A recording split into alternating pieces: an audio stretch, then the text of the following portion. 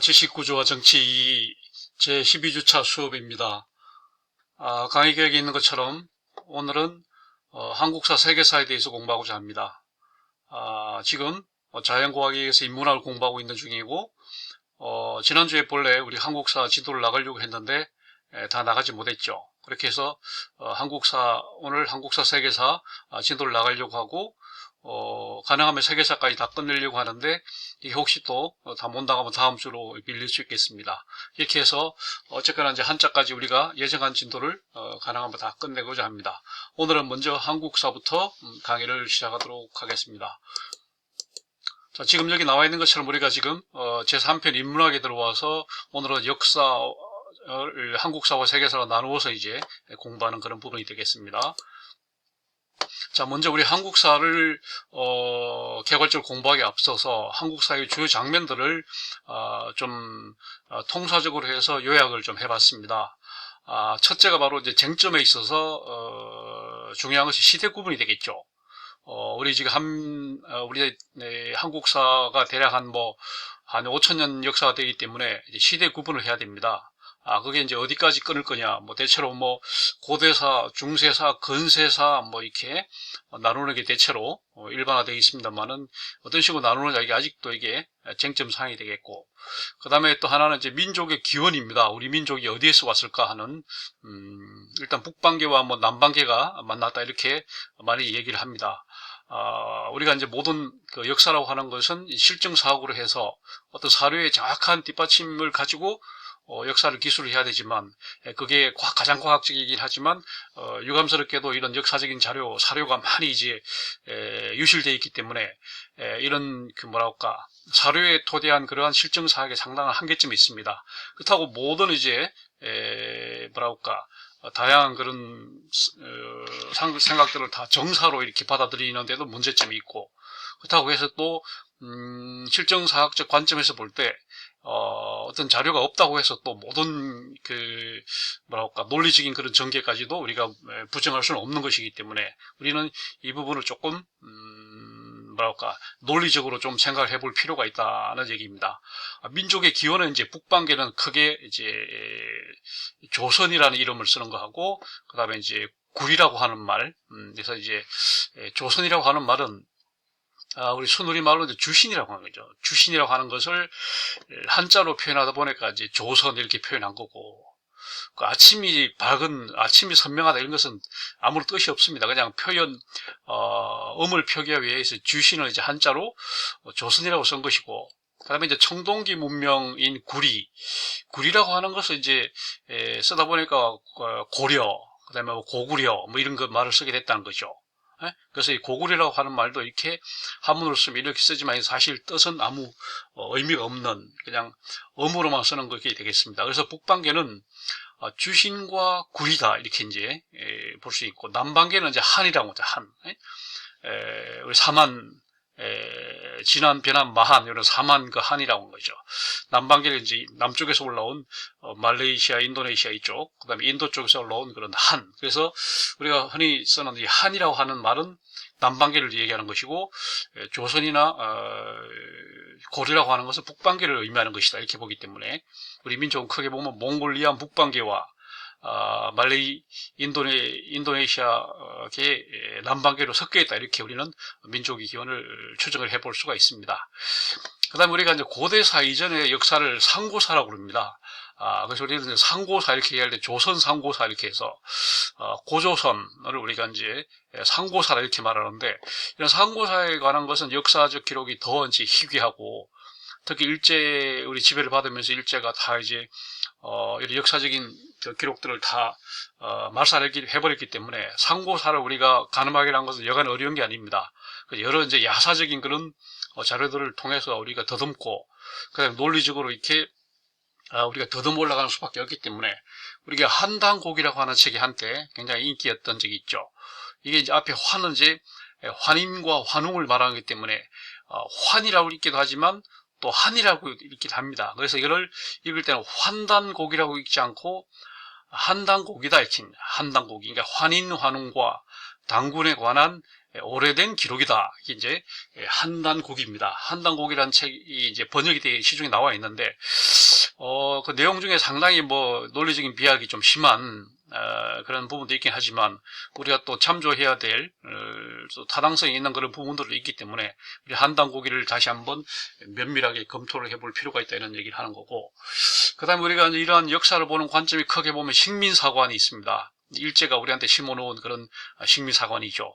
우리 민족이 아주 보잘것없는 민족이고 항상 패전, 패배의식에 젖어있는 그런 민족이다 이렇게 보는 우리를 굉장히 무력감에 빠지게 하는 그런 역사관이 있습니다.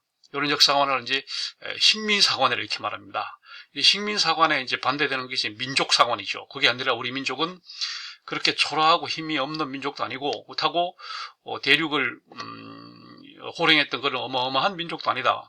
그래서 우리는 객관적이고 엄정한 시각에서 바라볼 필요가 있다 이렇게 보는 것이 민족사관이죠.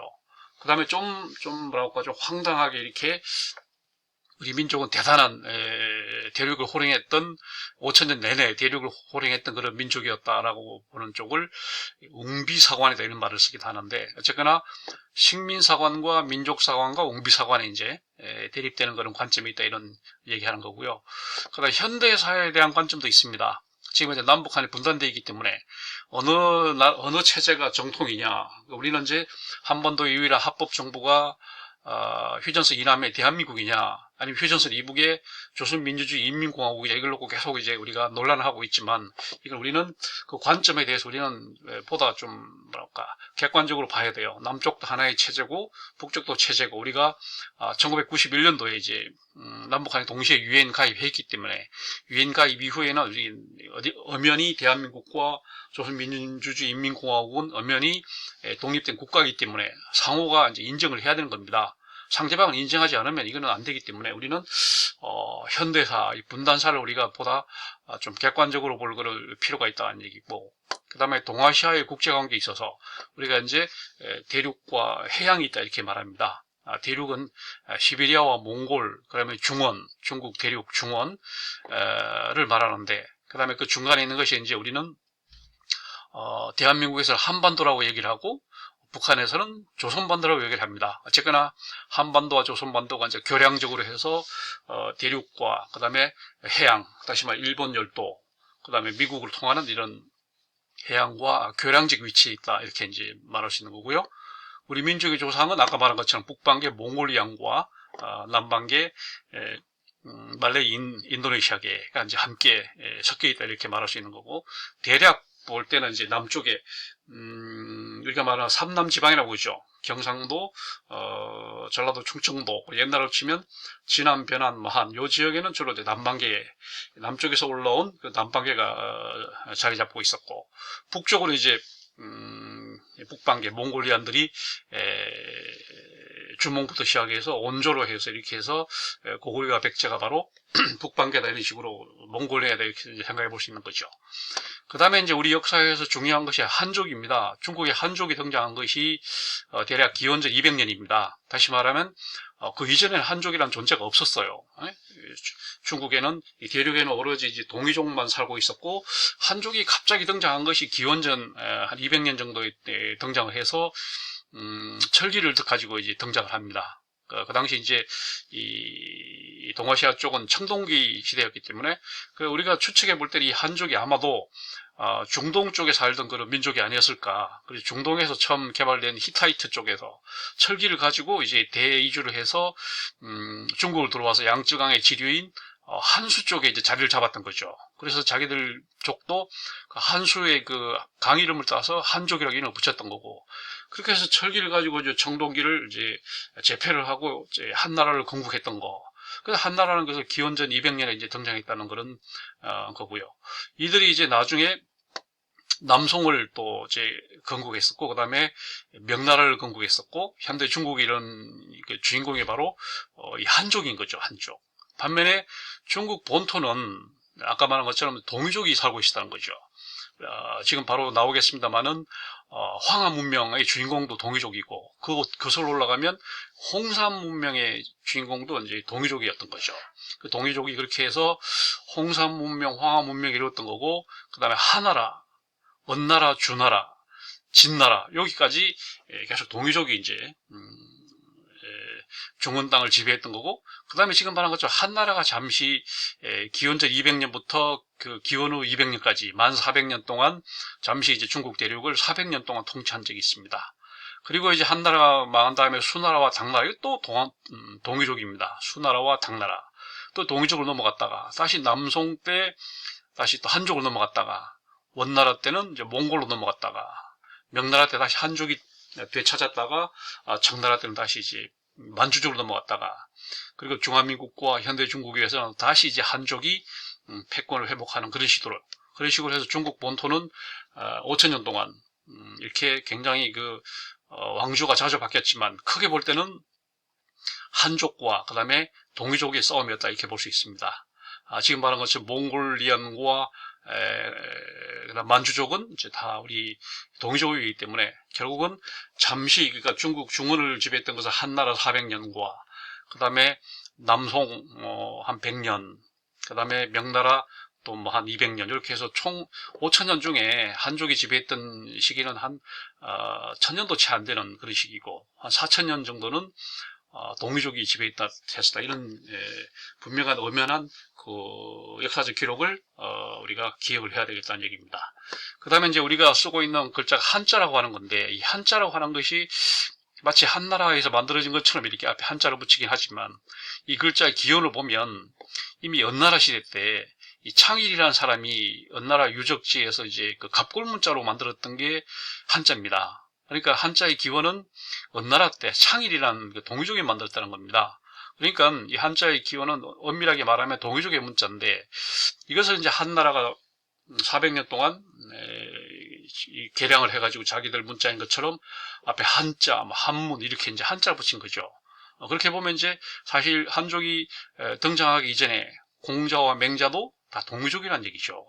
그런 걸 볼 때는 한이라고 하는 이 사람들은 우리가 말하는 그 동북 공정으로 해서 우리 고구려의 역사도 자기들이 도용하려고 하지만 심지어 글자마저도 우리 민족 동이족의 문자인 갑골 문자를 한자로 이렇게 도용한 게 아니냐 이런 얘기가 나옵니다. 그래서 우리가 잘 아는 그 글자 전쟁이라고 하는 그 소설에 나와 있습니다. 그리고 여러분들이 한번 글자 전쟁이라고 하는 그 소설을 한번 읽어보면 상당히 좀 설득력 있는 그런 얘기다는 걸 알 수 있을 겁니다. 그 다음에 이제 고조선 시대 때 우리가 명확하게 말하면 고라고 하는 거 우리가 붙여부른 거고, 사실은 국호는 조선이었습니다. 주신이었던 거죠. 근데 이제 태조 이성계가 세운 그 주신 조선과 구별하기 위해서 앞에 이제 고자를 붙여서 우리는 고조선이라고 얘기를 하는데, 그 단군신화에 보면 이제 환인, 환웅이 나오잖아요. 그리고 이제 단군이 나오고, 그리고 그 단군신화의 지리적 장소는 어디일까? 백두산이 아니라는 겁니다. 많은 사람들이 이제 정확히 보면 바이칼 지역이 아닐까? 그리고 히말라야 쪽이 아닐까? 백두산이라고 하는 말은 산 꼭대기가 하얀색이라는 거기 때문에 만년설이 덮인 곳이다. 그러나 백두산은 만년설이 없는 거니까 그 단군신화의 주거지는 히말라야 쪽이 아닐까, 흰머리산 쪽이 아닐까 이렇게 우리는 추측을 하는 겁니다. 그리고 그 시기적으로 볼 때 청동기 또는 그 이전에 이제 단군신화가 있었고, 그 다음에 철기 한나라가 이제 중동 쪽에서 히타이트에서 개발한 그 철기를 가지고 와서 이제 동아시아에 들어오면서 우리 고조선이 멸망하게 된 거죠. 그래서 아까 말한 것처럼 중국 그 진나라, 언나라, 주나라, 언나라, 주나라, 진나라, 시황제 시안의 만리장성과 병마용갱, 병마용갱에 보면 그 사람들 그 얼굴을 보면은 광대뼈가 있단 말이죠. 한족은 광대뼈가 없는데, 그러니까 진시황은 분명히 광대뼈가 있는 동이족, 몽골리안이라는 걸 우리는 알 수 있다 이런 얘기가 되겠습니다. 그 다음에 이제 고대로 들어와서 우리는 삼국시대를 얘기하잖아요. 삼국시대도 사실은 전삼국시대, 본삼국시대, 후삼국시대 이렇게 말합니다. 정확히 말하면 이제 그 다음에 통일신라가 있는 거고, 전삼국시대는 우리가 알다시피 신라, 고구려, 백제 외에도 진안, 변함, 마한, 그 다음에 부여, 뭐 옥저 이런 나라들이 있던 시기가 바로 전삼국시대고, 본삼국시대는 이제 신라가 이제 가야 제국을 완전히 병합을 하고, 그 다음에 이제 백제가 마한 제국을 완전히 병합을 하고 해서 신라, 백제, 고구려 세 나라가 온전하게 선 시대를 이제 본삼국시대라고 말하고, 그 다음에 이제 신라가 당나라를 끌어들여서 통일했던 시대, 그래갖고 북쪽에는 이제 발해가 있었기 때문에 이거를 남북국 시대다 이렇게 말하는 것이고, 그 다음에 그 이후에 또 이제 신라가 망하면서 후고구려, 후백제가 생겨나서 우리는 후삼국 시대다 이렇게 이제 얘기를 하는 겁니다. 자, 고구려는 이제 경기도 구리 땅에서 아시아 청동기 문화가 이제 파급이 된 겁니다. 그래서 나라 이름도 이제 구리라 이름을 붙여서 고구리, 몽구리, 토구리, 헝구리, 위구리, 말구리 뭐 이 식으로 구리라는 말을 붙인 거죠. 몽구리는 몽골, 토구리는 터키, 헝구리는 헝가리, 위구리는 위구르, 몽구리 그다음에 말구리는 말갈 뭐 이런 식으로 됐다는 거죠. 고구려 개국신화를 보면 해모수가 나오고 이제 고주몽이 나오고, 그 다음에 광개토왕과 장수왕이 고구려 영토를 굉장히 많이 넓혀서 이 사람들이 그 당시 그 만주 땅에 머무르고 있던 훈족, 흉노족이죠. 흉노족을 이제 헝가리족을 쳤죠. 그래서 이 사람들이 헝가리 훈족이 이제 대륙을 중앙아시아를 가로질러서 유럽으로 이제 대이동을 하면서 게르만족을 쳤던 거죠. 게르만족이 남하하면서 서로마 제국이 망한 거죠. 그래서 476년에 망하기 때문에 시기적으로 볼 때도 광개토 장수왕 시기와 서로마 제국 멸망이 상당히 시차가 비슷하기 때문에 아마 직접적인 관련이 있지 않나 우리는 이렇게 생각을 해보는 겁니다. 그 다음에 한나라가 아까 말한 것처럼 철기를 들고 등장했기 때문에 번성할 수 있었던 거고, 청동기를 문명을 복속을 할 수 있었던 거고, 그 다음에 이제 바로 한나라가 망하면서 또 다시 동이족한테 수나라와 당나라로 이어졌다 이런 얘기죠. 그 다음에 백제라고 하는 나라는 이제 백제라고 하는 이 한문을 쓰면 이렇게 썼는데 사실 부족 연맹체라는 걸 알 수 있습니다. 신라나 고구려에 비해서 여러 100개의 나라가 이제 어울렸다. 그래서 이제 부족 연맹체라는 걸 알 수 있고, 그리고 이 백제라는 나라 일본 말로는 쿠다라라 이렇게 말합니다. 쿠다라라고 말할 정도로 백제는 그 당시 이제 전라북도 지역에 있었기 때문에 전라남도 지역에 있었던 마한이라고 하는 나라를 이제 복속을 했죠. 그게 건초고왕 때 완전히 복속을 했습니다. 상당 기간 전남 지역의 마한과 전북 지역의 백제가 공존했다는 걸 알 수 있잖아요. 건초고왕 때 와서야 비로소 백제가 마한을 복속을 하게 된 겁니다. 그 다음에 이제 백제가 힘이 약해지면서 위례성에서 웅진, 사비까지 이렇게 천도를 하게 되고, 그러면서 이제 일본으로도 진출하고 중국으로도 진출해서 대백제라고 하는 나라가 굉장히 큰 나라였다는 거죠. 오늘날 우리가 생각하는 것처럼 전남북, 충남 지역만 있었던 것이 아니고 일본 외, 그 다음에 중국과 해서 대백제가 굉장히 큰 나라였다는 또 주장이 있습니다. 신라도 그 당시 굉장히 번성을 했었고 천문학에 발달했었고, 그래서 나침반이라고 하는 컴파스라고 하는 이 나침반에 나자가 들어가는 것도 신라의 그 천문학을 반영한다 이렇게 얘기를 하는 거고요. 그 다음에 당나라에다가 신라방을 설치해가지고 그 다음에 최치원도 당나라에 진출을 하고 그 다음에 그래서 신라는 당나라와 사실상 한 나라였다 이렇게 얘기가 나오죠. 장보고라는 사람도 그렇고, 그리고 가야라고 하는 나라는 김수로가 건국을 했고, 김수로의 왕비가 허시 부인하고 나옵니다. 이 허황옥이라는 사람은 그 당시 이제 인도의 드라비다족이 세운 아유타 제국의 공주였다는 거죠. 이 공주가 이주해서 가야를 세웠다는 걸 알 수 있습니다. 그러니까 가야는 남방계의 민족으로 이루어졌다는 걸 알 수 있는 거고, 그 당시 또 철기 문명이 인도를 통해서 이미 들어왔다는 거죠.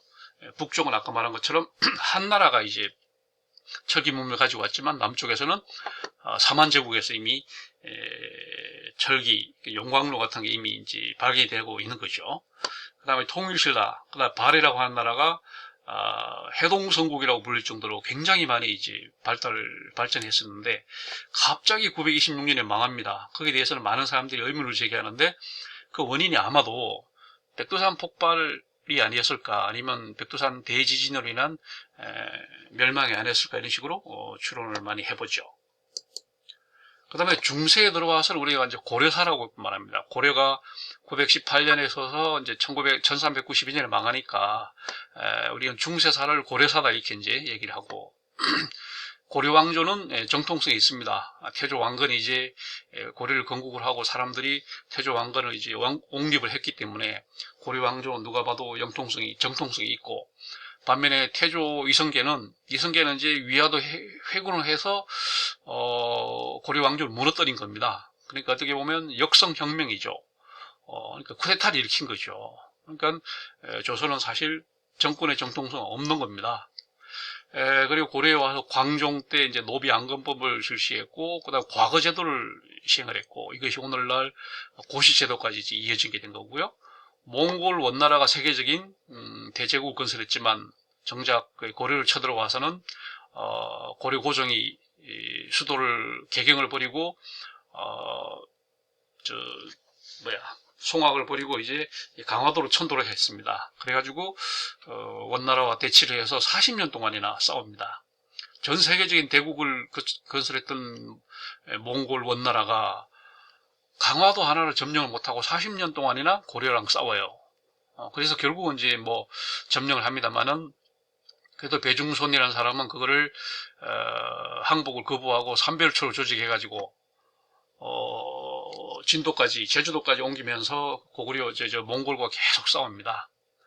그래서 몽골이 이제 고려를 점령하고 세웠던 기구가 바로 정동행성이라는 곳입니다. 동쪽을 정벌하는 곳이다, 정동행성이라고 하는 기구를 설치를 해서 그 당시 하포만에서, 지금 마산이죠, 일본 정벌에 나섭니다. 두 차례나 일본 정벌에 나서는데 결국은 태풍 때문에 실패합니다. 그 태풍을 일본 사람들은 신이 보낸 바람이다, 그래서 신풍이라고 이렇게 한문을 쓰고 자기들 가미가제다 이런 얘기를 씁니다. 그래서 그 다음에 그 이어서 이제 무신 정권이 등장하죠.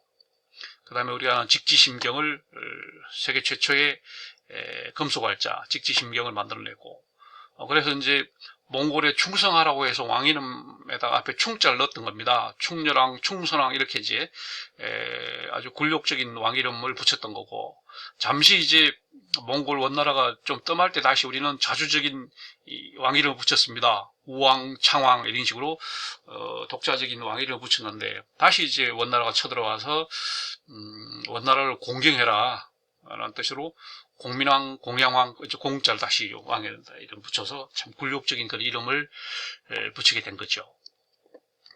건세사는 이제 조선사입니다. 우리가 아는 1392년부터 한일합방 1910년까지 기간을 우리는 조선사라고 얘기를 하고, 아까 말한 것처럼 이성계가 맹자의 역성혁명론에 기초해가지고 위화도 회군을 합니다. 그게 우리 역사상 최초의 쿠데타라 이거죠. 쿠데타.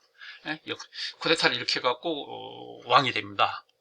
그래서 그의 아들 태종은 수도를 개경 송악에서 이제 한성으로 천도를 합니다. 한성 천도를 하고 호패법을 설치하고 조선팔도를 설치합니다. 그 조선팔도가 지금도 남아있는 경상도, 전라도 이런 조선팔도가 되는 거고, 그 다음에 4대 세종 임금 때는 훈민정음을 반포했습니다. 유네스코 세계 기록유산 이런 자랑스러운 훈민정음을 반포를 하고, 그 다음에 엄청난 자연과학의 발전을 이루게 되죠.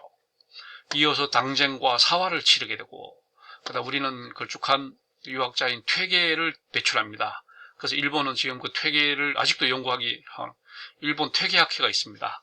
이 사람들은 오로지 퇴계만 연구하죠. 그래서 퇴계 생일인 4월, 매년 4월이면 일본 퇴계학회에서 비행기를 대절해서 이제 안동 도산서원을 이제 방문하죠. 그 정도로 퇴계는 일본에서 굉장히 존경받는 그런 대유학자입니다.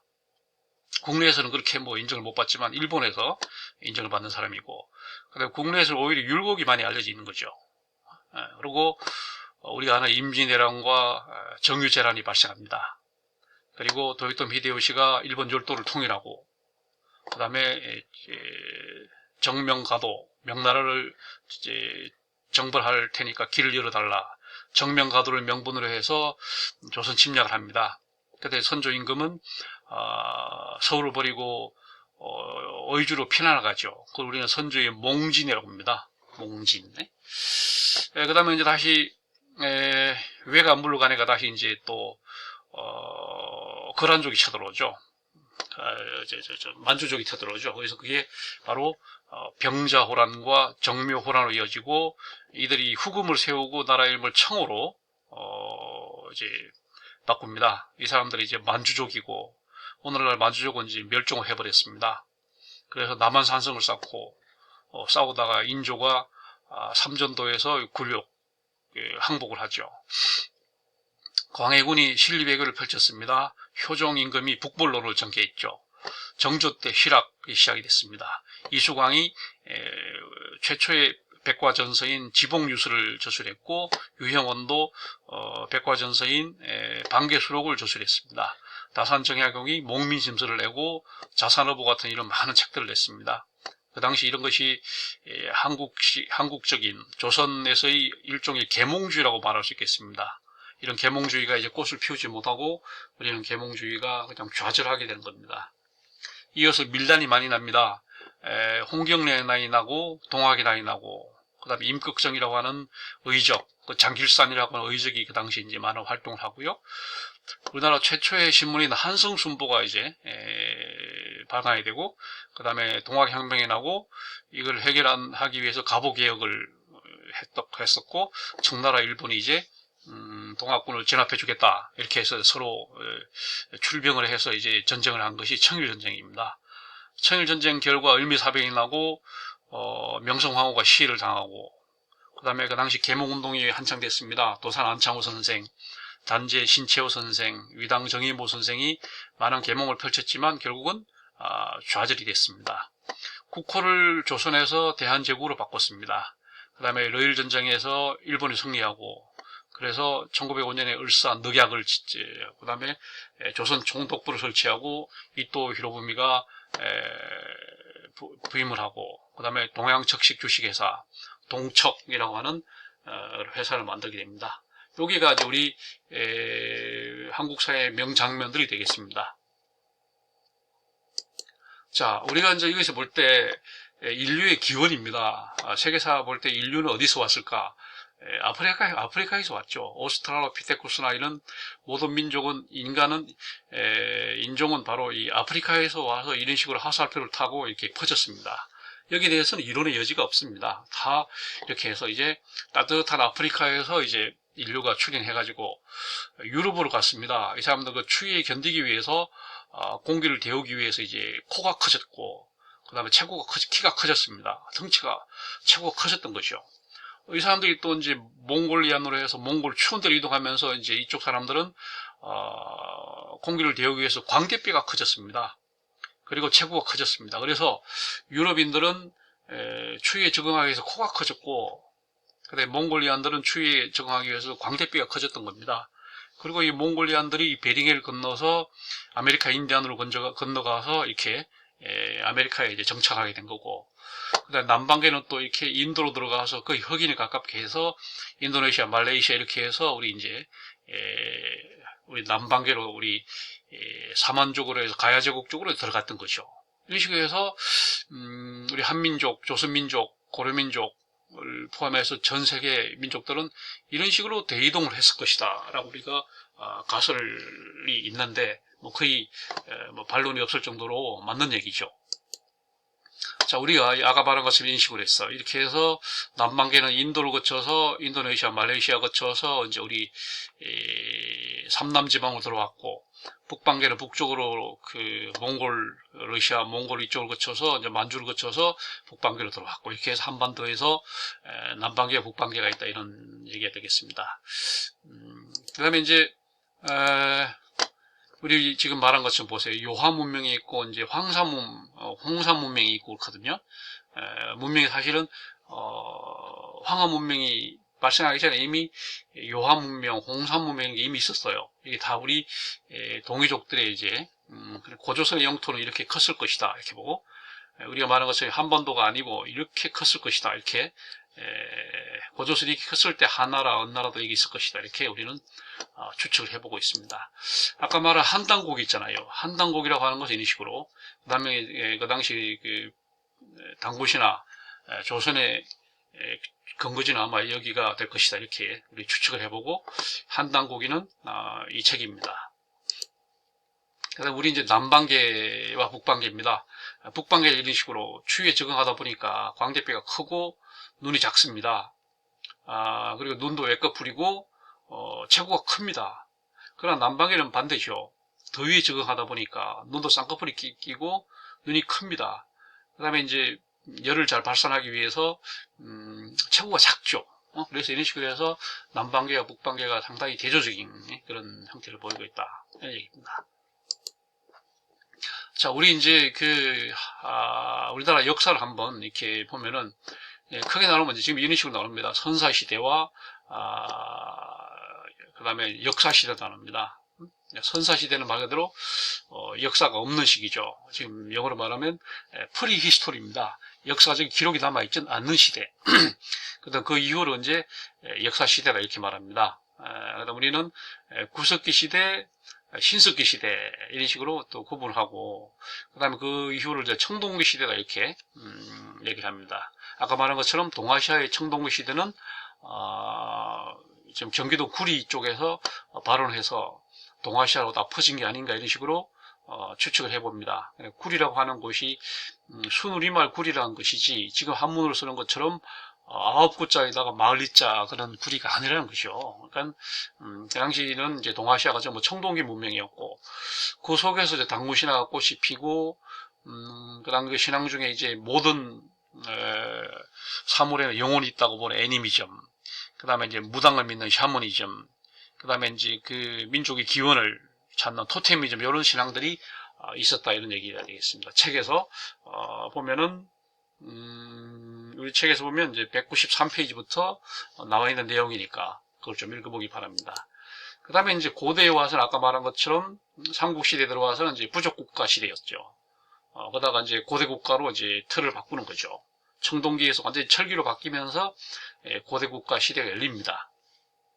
철기로 바뀐다고 하는 것은 이제 뭐냐면, 철제 농기구를 쓰니까 농업 생산성이 굉장히 향상이 됐고, 그 다음에 이제 철로 만든 무기를 쓰니까 대량 살상이 가능하고 하다 보니까 대형 전쟁이 나고, 그러다 보니까 노예가 생기고 빈부격차가 생기고 전제군주가 출현하고, 이러다 보니까 자연스럽게 이제 고대국가 시대가 열렸던 거고, 그게 이제 삼국 통일이 되면서 남북국 시대로 통일 신라와 그 다음에 발해 이런 식으로 남북국 시대로 갔던 거고, 그 다음에 중요한 그 기록이 또 광개토왕비입니다. 이 광개토왕비 그 비문을 잘 해석해 보면 그 당시 이제 고구려의 영토가 어디까지였고, 그 전에 또 고조선의 영토가 어디까지였고 하는 게 나옵니다. 근데 일제가 이제 광개토왕비 비문을 또 교묘하게 조작함으로 해가지고 많은 오해들이 있었는데, 이게 이제 제대로 해석이 됨으로 해갖고 그 당시 고구려 제국이나 고조선 제국이 대단히 영토가 넓었다고 하는 것이 점점 밝혀지고 있습니다. 그 다음에 고려시대에 들어와서 우리가 아는 것처럼 이제 도병마사랑에 설치됐었고, 상평창 이런 기구들, 그 다음에 광종에 굉장한 치적이 있었고, 그 다음에 고려가 이제 고려시대 때 삼국의 역사를 썼는데, 이제 신라의 관점에서 김부식이가 쓴 게 삼국사기고, 그 다음에 이제 그 야사, 정사가 아니고 야사를 중심으로 쓴, 일련에 쓴 그 역사서가 바로 삼국유사가 되겠죠. 그 다음에 직지, 심체, 요절 뭐 이런 게 있고, 그 다음에 근세사회, 이제 근현대사회 이런 식으로 시대를 우리가 구분해 볼 수가 있습니다. 그 다음에 우리가 이제 한국사의 주요 연표를 둘로 2페이지로 한번 나눠서 봤습니다.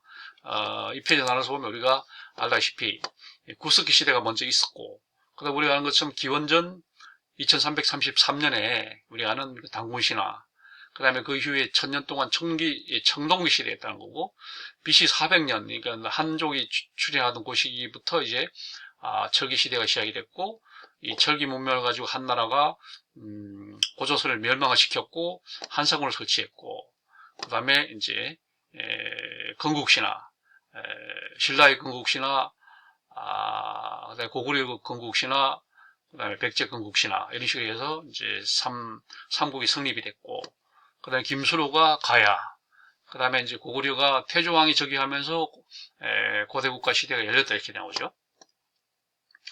그다음에 낙랑군이 망한 게 멸망한 게 313년. 이게 이제 서양에서는 그 니케아 종교회의가 열등 해가 된 거고요. 그다음에 우리가 아는 그 살수 대첩이 있었고, 수나라가 쳐들어오고 우리 그 을지문덕이 살수 대첩. 그다음에 백제가 망하고 고구려가 망하고 신라가 삼국 통일을 하고, 그다음에 발해가 건국이 되고 왕건이 이제 고려를 건국하고, 그다음에 발해가 926년에 갑자기 망하고, 그다음에 신라도 그다음에 망하고, 고려가 후삼국을 통일하고,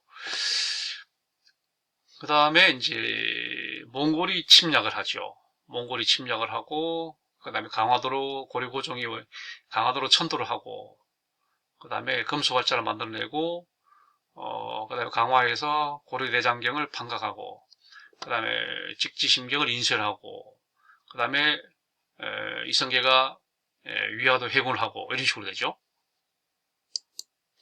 그다음에 이제 고려가 1392년에 멸망하고 조선이 건국이 되고, 그다음에 조선 팔도, 그다음에 우리가 아는 1446년에 훈민정음이 반포되고, 그다음에 임꺽정의 난이 생깁니다. 발발하죠.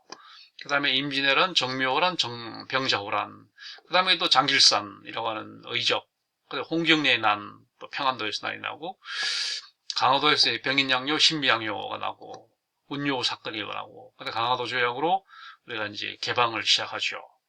그다음에 이모군란이 발생하고, 갑신정변, 개화파의 갑신정변이, 그다음에 동학난이 일어나고, 갑오개혁과 청일전쟁이 이어지고, 을미사변이 나고, 럴전쟁, 그다음에 을사조약, 을사늑약 그러죠. 을사늑약이 강제 체결되고, 그다음에 한일 병합조약으로 조인 공포가 조선이 망하는 이런 식으로 된 게 우리 이제 한국사의 흐름입니다. 그 다음에 세계사로 한번 이제 넘어가 보겠습니다. 세계사와에서도 세계사도 몇 가지 우리가 짚고 넘어가야 될 게, 우리가 고대, 중세, 근대, 현대 이렇게 이제 시대 구분을 하잖아요. 고대 이전에 우리는 그 시기를 이제 원시 시대라 이렇게 말하고, 프리미티브 시대라 이렇게 말하고, 그 당시에는 이제 공산사회였다. 공동생산, 공동분배 이렇게 하다 보니까 이제 공동사회였고, 공산사회였고, 청동기 시대에 있다는 거죠. 물론 그전에는 이제 구석기, 신석기 시대니까, 그 당시에는 뭐, 채집과 수렵 같은 걸 했던 거죠.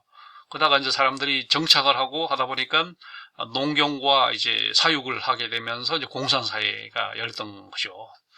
그 다음에 이제 고대가 바로 뭐냐면 로마 시대고, 중세가 신성 로마 시대고, 근대 시대는 다시 로마로 회귀고, 그러다 보니까 고대, 중세, 근대는 사실상 로마입니다. 진정한 로마와 신성 로마와 로마로 회귀 이렇게 되기 때문에, 사실 서양 역사 2000년은 사실은 로마로 시작해서 로마로 끝나는 라고 말할 수 있는 거죠. 자, 그래서 고대는 우리가 알다시피 로마 제국입니다. 로마라고 하는 조그만 도시국가에서 시작이 돼갖고 이탈리아를 전체를 다 점령을 하고, 더 나아가서 에스파니아, 그 다음에 갈리아는 프랑스입니다. 갈리아, 그 다음에 게르마니아, 독일입니다. 그 다음에 바다를 건너서 브리타니아, 이렇게 해서 점점 영토를 넓혀 나갔던 것이 로마 제국이었던 겁니다. 이게 이제 처음에는 로마는 우리 알다시피 민주주의를 했던 그런 체제였죠. 그러다가 이제 좀 시간이 흐르면서 이제 과도 정치, 삼두 정치를 했었죠. 1차 삼두 정치, 율리우스 시저를 위시해서 1차 삼두 정치. 그 다음에 우리 하는 옥타비아누스, 아우구스투스 대제를 중심으로 한 2차 삼두 정치. 그 다음에 이제 그 아우구스투스의 자식들이 이제 승결하면서 왕정으로 넘어갑니다. 그러니까 로마는 신기하게도 공화제에서 삼두 정치로 전제군주제로 넘어가요. 다른 나라들은 거꾸로죠. 전제군주 하다가 귀족제로 하다가 그다음에 이제 공화제가 되는데, 그래서 로마는 이제 거꾸로 가는 그런 식입니다. 그래서 어쨌든 로마는 전 세계적인 대제국을 건설하고 합니다. 그러나 476년에 망합니다. 그건 아까 말한 것처럼 훈족이 이제 대이동을 해서 게르만을 치고, 게르만이 이제 남하하면서 서로마 제국을 치고, 이다 보니까 서로마 제국이 그냥 476년에 망하는 겁니다. 그래서 고대는 바로 476년까지 시기를 고대라고 말합니다. 그래서 그 당시는 로마부터 시작해서 철기 시대로 해서 대량 살상 전쟁을 했던 시기였고, 그 당시 이제 주인공은 당연히 라틴족 로마인들이 중심이 됐었던 시기입니다. 동양에서는 한족의 철기가 중심이 됐던 시기였고, 그 다음에 중세는 우리가 알다시피 이제 서로마 제국이 망한 시기부터 프랑스 대혁명까지 약 1300년 기간입니다. 굉장히 긴 시기죠. 고대보다도 어떻게 보면 더 긴 시기가 바로 중세 시대입니다. 이때는 우리가 말하는 신성 로마 제국 시기였어요. 유럽 전체가 이제 신성 로마 제국이라고 하는 명목적인 그런 단일 국가로 돼 있고, 그 안에 이제 봉건제로 해서 장원제 국가가 됐던 시기가 바로 중세 시기였잖아요. 이 시기를 우리는 이제 전근대 시기다 말합니다. 프리 모던 시기다 이렇게 말하는 거고, 이 시대의 주인공은 게르만족입니다. 라틴족에서부터 게르만족으로 이제 넘어오는 시기였던 겁니다. 그러다 우리가 알다시피 근대로 회귀한 것이, 근대 다시 말해 로마로 회귀한 것이 바로 르네상스를 시작으로 한 근대였죠. 근대는 우리가 알다시피 이제 프랑스 대혁명 이후 2차 대전까지 시기, 이 시기를 우리는 근대 시기다 이렇게 말합니다. 근대 시기. 그 다음에 이제 2차 대전 이후 시기를 우리는 현대다 이렇게 말해서 이때는 탈근대다 이렇게 말한 겁니다. 그러니까 근대를 가지고 말하면 근대가 오리지널 근대고, 그 이전 모든 시기는 전근대가 되는 거고, 현대는 이제 탈근대가 되는 거고. 그러니까 서양 역사 5000년은 사실 로마를 가지고 진정한 로마, 신성 로마, 로마 회귀 이렇게 얘기할 수도 있고, 근대를 가지고 근대, 전근대, 탈근대 이렇게 얘기할 수도 있어요. 그러니까 서양 역사는 이렇게 역사 구별법이 상당히 중요한 의미를 갖습니다. 그 다음에 이제 서양사의 장면 두 번째, 인류의 기원은 어디서 왔을까? 아까 말한 것처럼 아프리카 유래설이 주류입니다. 오스트랄로피테쿠스는 아프리카에서 왔다 이렇게. 이 사람들이 이제 따뜻한 데서 인류가 이제 발생해가지고 이제 추운 곳으로 이동해갔던 거죠. 그 유럽 사람들은 이제 일단 남유럽, 그다음 서유럽, 북유럽 이렇게 이동해 갈수록 사람들이 추위에 적응하다 보니까 코가 커지고 올라갈수록 체구도 갈수록 커지는 거죠. 아시아인들은 추운 이제 몽골 지방으로 또 이동하다 보니까 황인도, 광대뼈가 커집니다. 그리고 추위에 적응하다 보니까 체구가 커져요. 이런 식으로 인류가 이제 진화를 하게 된 거다. 그래서 이제 상고사는 사실 오스트랄로피테쿠스부터 시작해서 직립 원인인 호모 에렉투스, 에렉투스란 게 이렉트, 직립한다는 뜻이죠. 완전 직립을 했던 게 호모 에렉투스, 그다음 호모 사피엔스 이렇게 된 거고, 그 다음에 4대 문명이 발상을 하고, 그 다음에 중앙아시아 쪽에 수메르 지역이 있었고, 그 다음에 페니케아 문자에서 이제 알파벳이라고 하는 문자가 만들어지고, 이 알파벳이 오늘날 서양에서 언어는 다양해도 프랑스, 독일어, 뭐 영어 언어는 다양해도 문자는 다 그냥 페니케아에서 온 로마 문자를 쓰고 있는 거죠. 알파벳을 쓰고 있는 거죠. 그 다음에 고대사는 우리가 하는 건 로마사입니다. 대체로 이제 로마사는 기원전 27년부터 아까 말한 것처럼 476년까지. 그리고 해양 세력은 이제 그리스와 히브리로 분화가 돼가지고, 그리스는 이제 페르시아 전쟁, 그 다음에 히브리로 분화가 됐고, 그 다음에 대륙은 게르만, 북게르만, 그러니까 스웨덴, 뭐 노르웨이 쪽에 북게르만과 남게르만 이런 식으로 이제 갈라지고, 라틴, 슬라브로 이게 분화가 되는 거죠. 그 다음에 그리스 문명이 발달해서 문자가 이제 그리스 문자가 나오는 거고, 그 다음에 이것이 오늘날 로마자의 원형이 되는 거고, 그 다음에 그리스의 굉장히 활발한 그 고전 철학, 그리고 그리스의 화려한 과학 문명, 이런 것들이 조각과 건축으로 다 이제 개성이 되는 거고, 히브리 문명도 마찬가지예요. 페니키아 문자를 받아들여서 히브리 문자로 이제 변형을 시켜서 발달했고, 그 다음에 로마 제국이 성장을 하죠. 아까 말한 것처럼 로마라고 하는 도시국가에서 출발해서 이탈리아, 에스파니아, 갈리아는 아까 말한 프랑스죠. 게르마니아, 브리타니아까지, 율리우스 시저, 아까 말한 것처럼 제1차 삼도 정치, 율리우스 시저, 제2차 삼도 정치, 아우구스투스. 그래서 로마는 공화정에서 시작해서 귀족 국정을 거쳐서 왕정으로 갔다 이렇게 얘기할 수 있습니다.